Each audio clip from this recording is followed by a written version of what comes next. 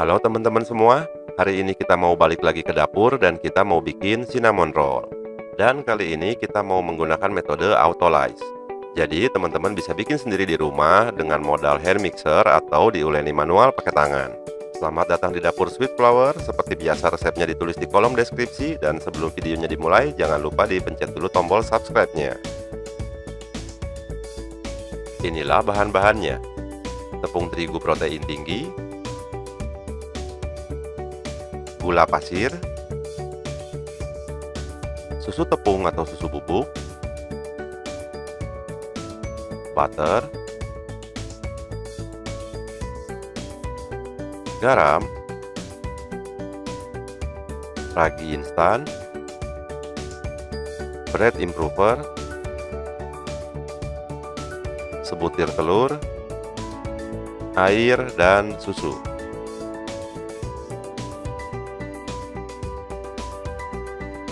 Pertama-tama kita mau membentuk gluten secara alami. Jadi kita masukin dulu ke bowl yang lebih besar tepung terigu, gula pasir, susu bubuk, air dan susu, dan sebutir telur. Terus kita menggunakan hand mixer yang ujungnya begini. Aduk aja sampai semuanya kecampur rata. Di tahap ini kita mau membentuk gluten secara alami atau yang disebut dengan teknik autolyze. Teknik ini bisa mengurangi durasi penggunaan mixer. Jadi nggak bikin hand mixer kita yang kecil ini jebol. Atau buat teman-teman yang biasa nguleninya manual pakai tangan, teknik ini juga menyelamatkan ketek kita dari kram. Oh iya, cara menggunakan hand mixer yang ujungnya spiral itu kayak gini ya. Jadi jangan diam di satu tempat, yang ada nanti adonannya malah naik sampai ke atas.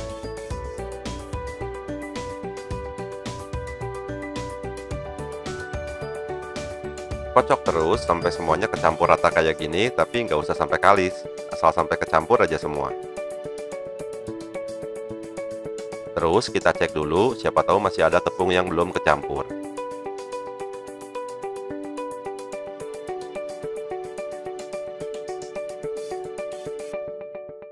Kalau kira-kira udah yakin semuanya keaduk dengan baik, sekarang kita tinggal tutup pakai plastik.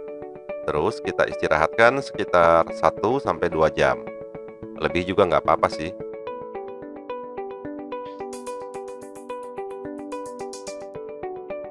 Autolyze adalah proses pembentukan formasi gluten secara alami, sehingga mengurangi durasi penggunaan mixer.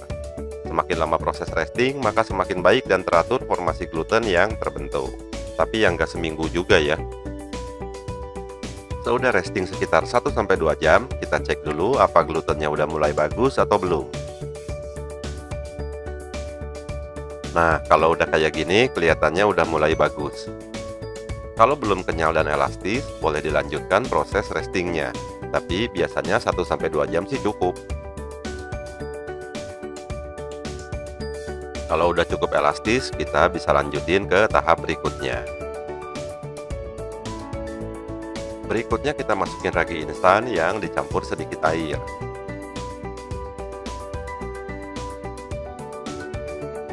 Jangan terlalu banyak airnya, nanti malah adonannya jadi becek. Cukup sampai semuanya kebasahin kayak gini.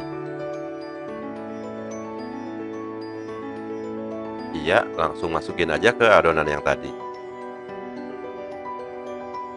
Masukin juga bread improver sama butternya. Kalau garamnya nanti aja belakangan pas udah hampir kalis. Sekarang kita lanjutin nge-mixernya. Karena adonan ini boleh dibilang udah setengah kalis, jadi kita udah setengah jalan sampai kalis banget.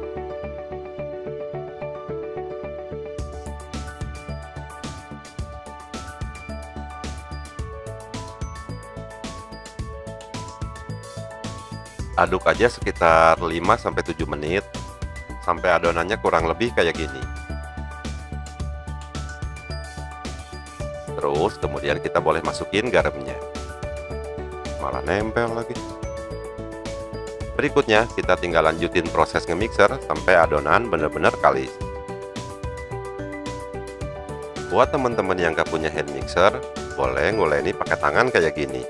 Rasanya lebih nikmat, kayak bread artisan zaman dulu gitu deh. Karena tadi adonannya udah ngelewatin proses autolyze, jadi ngulenin pakai tangan juga nggak repot, soalnya adonannya nggak lengket. Pelajaran moral yang bisa diambil, kalau punya gebetan jangan di resting lama-lama, nanti nggak lengket lagi. Ciri adonan yang udah kalis, nggak lengket, nggak ada lagi gumpalan-gumpalan, dan bisa kita tarik-tarik sampai tipis kayak gini. Kalau udah gini, kita tutup lagi pakai plastik dan kita resting lagi sekitar 20 menit. Sambil nunggu, kita bikin isiannya. Ini adalah gula palem, dan ini adalah bubuk kayu manis. Gula palemnya cukup 3 sendok makan aja, sementara bubuk kayu manisnya cukup setengah sendok teh. Atau kalau lebih suka aroma kayu manis, boleh ditambah. Cukup diaduk sebentar sampai rata. Kita balik lagi ke adonan yang udah di resting 20 menit tadi, dan udah ngembang jadi kayak gini.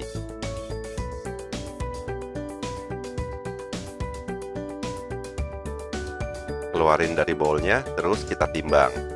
Untuk gramasinya bisa 40-50 gram. Atau di video ini saya mau bikin yang pakai loyang kotak 20x20 dan gramasinya 350 gram untuk satu loyang. Pertama-tama kita buang dulu udaranya pakai rolling pin kayak gini. Gelinding-gelinding sampai memanjang kayak gini, terus dibalik. Usahain bentuknya rata ya.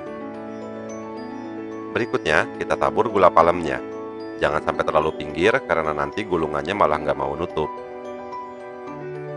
Ratain permukaannya, terus kita tinggal gulung kayak gini.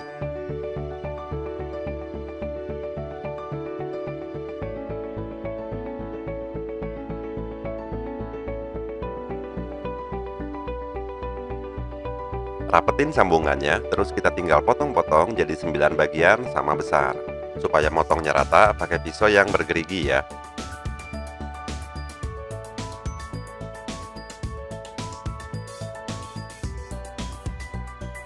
Dan ternyata motongnya nggak presisi, jadi cuma jadi 8. Siapin loyang 20x20 kayak gini, olesin pakai margarin putih. Terus kita susun di atas loyang kayak gini.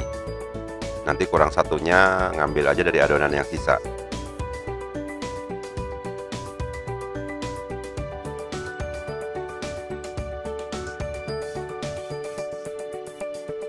Kalau udah, kita tinggal tekan-tekan sedikit supaya nanti pas ngembang gulungannya nggak jadi lepas.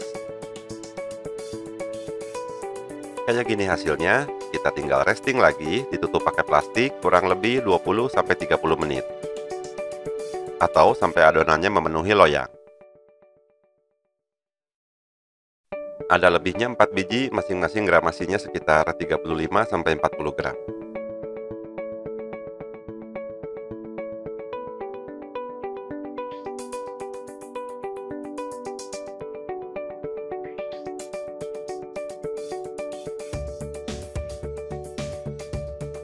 Ya, saatnya resting.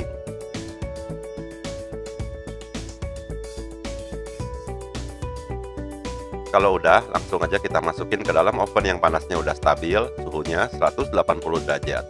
Kita akan panggang sekitar 15 menit.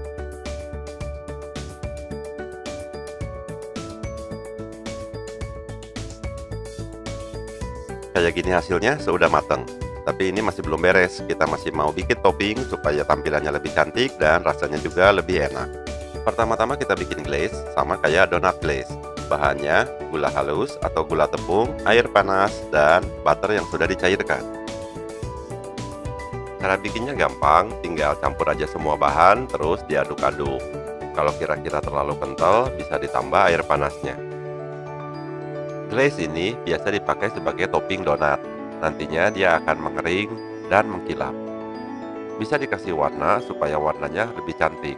Tapi untuk cinnamon roll ini nantinya kita bakal nambahin topping lagi di atasnya. Jadi nggak usah dikasih pewarna, polos aja. Kalau masih terlalu kental, tambahin aja air panasnya sedikit. Walaupun glaze ini nantinya bakal mengering, bukan berarti bisa dipakai buat nambal genteng ya. Segini kira-kira konsistensi yang pas.